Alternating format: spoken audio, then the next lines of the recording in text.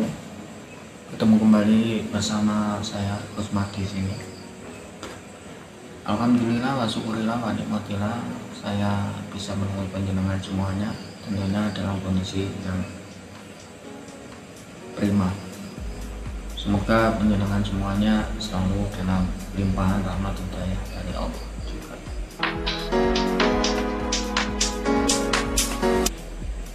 Dalam kesempatan saat ini banyak di antara kita itu sering terperdaya dengan dengan tampilan-tampilan atau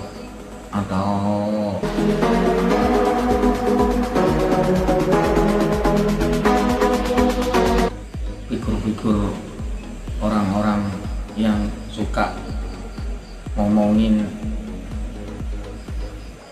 tentang masalah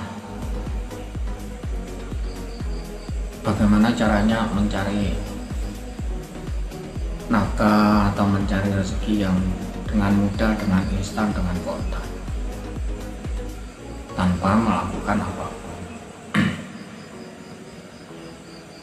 Gini loh, kita ini ngomong yang real, ngomong yang nyata, ngomong yang wajar, yang bisa dilogika. Karena apa?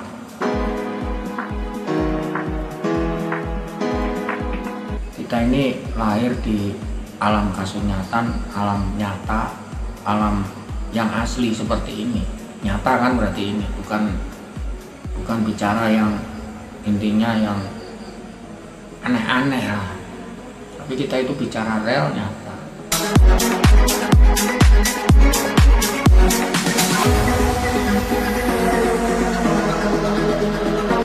Kalau kita membicarakan tentang real, nyata, berarti itu hubungannya dengan apa yang kita bicarakan harus ada buktinya, kan gitu. Yang namanya usaha, yang namanya ekonomi bisa lancar, ya kerja dibarengi dengan berdoa. Kalau kita ngomongin masalah wah, doa ini bisa mendatangkan rezeki sekian atau sekian puluh atau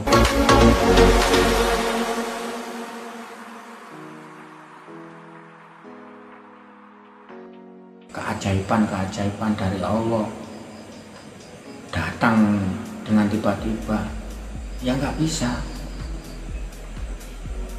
Kita ini bicara real, kita ini bicara nyata, kita ini di alam nyata, di alam kasunyata. Jadi ilmu yang kita pakai juga harus bisa dilogika, bisa dinyatakan.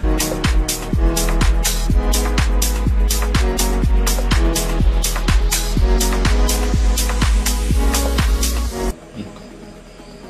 Jangan kita ini mudah percaya dengan seandainya, ya andaikan, andai, ya berandai-andai. Kok enak ya orang itu begini. Sedangkan kita sendiri nggak tahu.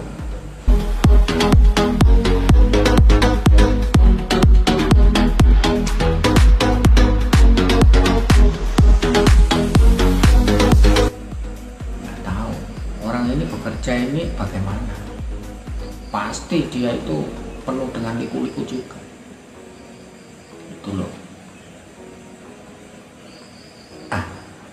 Kalau kita saja belum melangkah, ya kan, kerja belum, ngomongnya sudah bicara tentang nanti kalau kamu begini, membacakan ini dengan berapa ribu nanti akan datang seperti ini.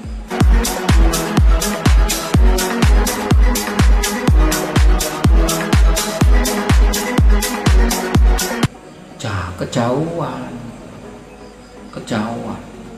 Kalau memang itu nyata,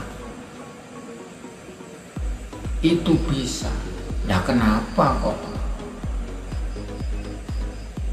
orang-orang dulu nggak seperti itu?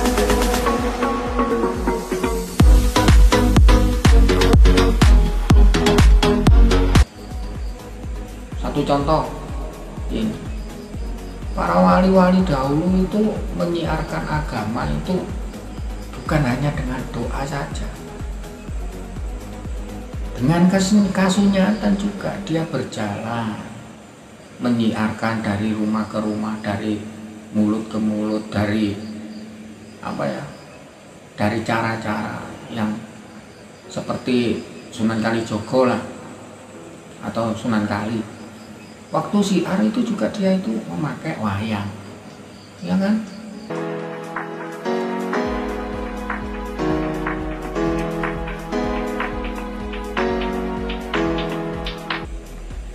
Banyak dan masih banyak lagi gitu. Dia pendekatan, bukan hanya dengan berdoa saja kan, bukan, tapi dengan kenyataan, dengan dinyatakan, oh ini saya seperti ini yang dinamakan syahadat, bahwasanya kalau sudah bilang asyhadu alla ilaha illallah wa asyhadu anna muhammadar rasulullah, ya nyatakan, ya buktikan bahwa Anda ini bersaksi bahwa tiada kekuatan lain, tiada apapun lain selain Allah gitu. Dia nyatakan seperti kita bersumpah. Kalau sudah bersumpah ya jangan hanya bersumpah saja, buktikan.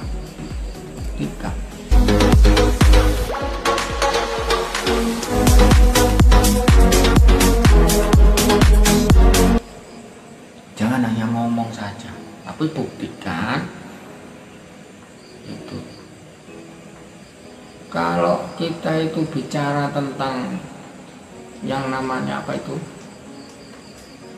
bercerita tentang dulu itu ada orang begini membaca ini akhirnya begini, itu satu hadiah itu nggak bisa kita terus kita itu akan seperti orang itu. Ya mungkin bisa dikasih sama Allah, tapi itu kan nggak harus itu dijadikan patokan. Itu satu hadiah dari ketekunan kita itu beribadah, ketekunan kita itu beribadah tiap hari ini dengan benar, akhirnya sama Allah dikasih hadiah. Nah itu satu hadiah.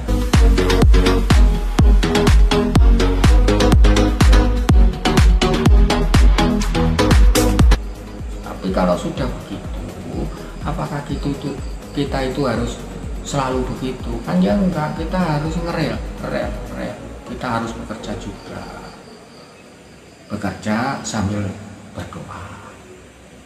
Nah terus ada doanya kan gitu, oh ini amalkan sekian, tapi ya dengan berjalan.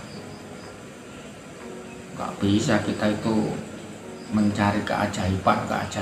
Aduh, percaya kamu, seandainya saya bilang begini, percaya kamu nanti begini akan mendapatkan segini.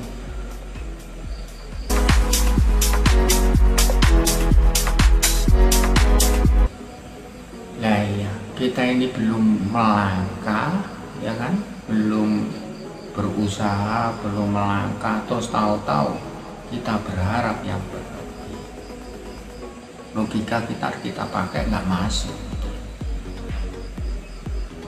Berusaha dulu, lalu berdoa, berikhtiar, dengan mengamalkan ini, insya Allah itu nanti akan tercapai apa yang kita cita-citakan itu. Terus amalan apa Gus agar ini usaha saya bisa lancar? Amalannya banyak.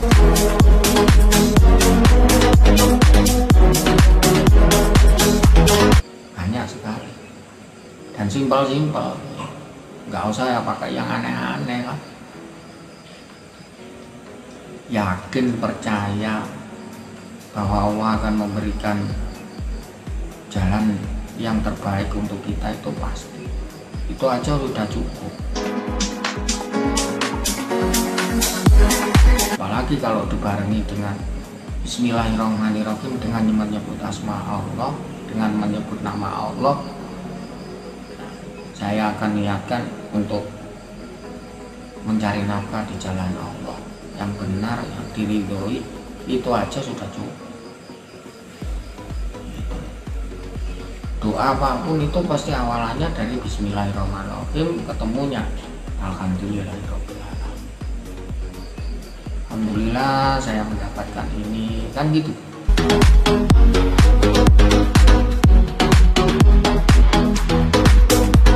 Alhamdulillah lagi.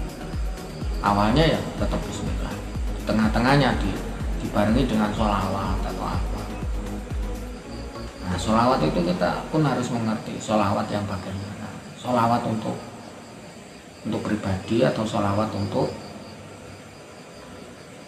demi keselamatan kita. Sholawat ala Muhammad cukup.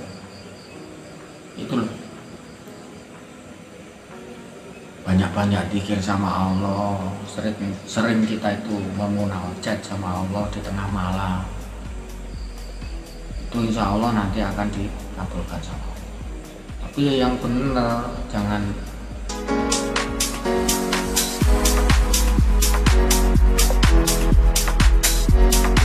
setelah kita mendapatkan jalan apa seperti yang kita harapkan lantas lupa, itu yang tak gitu. Ya harus istiqomah tiap hari, tiap saat, benar-benar bahwasanya kita itu sudah hijrah benar, itu sudah hijrah ke jalannya.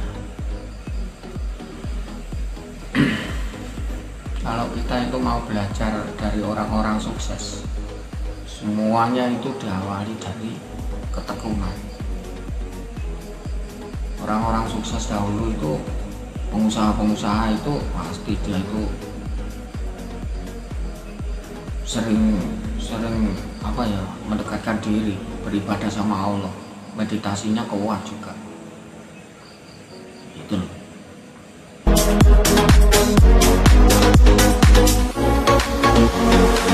Yang terpenting di situ. Tentang caranya ya sholawat lah, sholawat 300 kali, sholawat ala Muhammad bisa, Allahumma sholli ala sayyidina Muhammad juga bisa. Hanya itu. Tapi dengan sering kita itu sholat duha tiap pagi, seandainya pagi sholat duha, sholat hajat, tiap malam sering bangun tengah malam, sholat tahajud, dan terutama ini intinya 5 waktu jangan sampai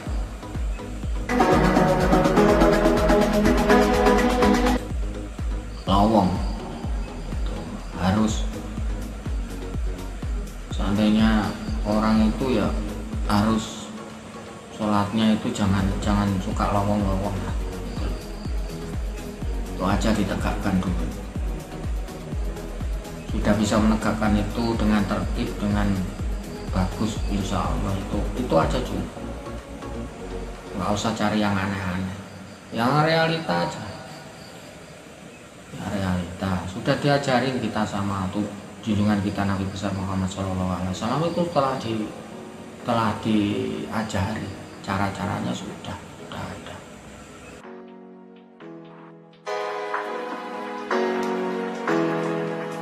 Tapi kita itu kadang sering tergiur, lupa, sering tertipu dengan figur-figur orang yang ngomongnya enak. Satu contoh gini, orang yang suka nipu ya, kalau ngomongnya itu biasanya ya gih, dengan pakai baju yang apa gitu agar menarik, kan gitu. Justru orang-orang yang sudah dekat itu biasanya ya biasa, bacaannya ya biasa, paling malah nanti dicemooh. Memang ya sebegitu. Allah itu menyembunyikan orang-orang kekasihnya, disembunyikan sama Allah.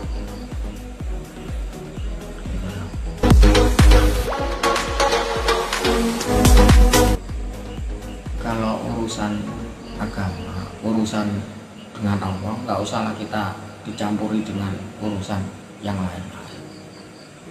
Kita minta sama Allah yang benar-benar, insya Allah nanti dikabulkan sama Allah. Itu sudah ada itu tuntunannya. Sudah banyak contoh-contohnya, ya tinggal kita ngikuti aja. Ini kalau kita mau mau berkaca di situ, insya Allah akan selamat dunia akhirat, selamat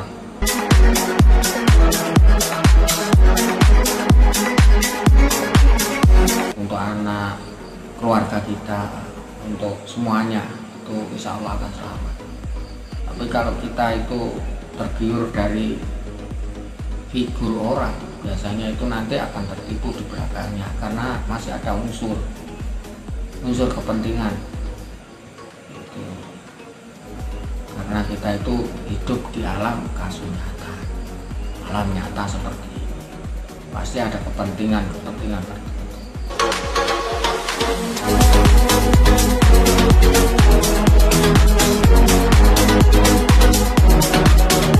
Ini ajalah, semoga menjadi gambaran kita agar kita itu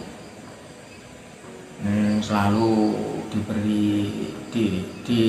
diberi jalan yang terbaik,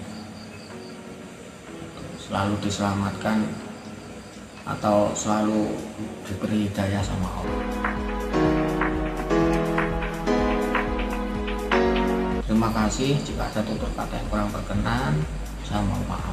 Musikum wa nafsi bitaqwa. Wassalamualaikum warahmatullahi wabarakatuh.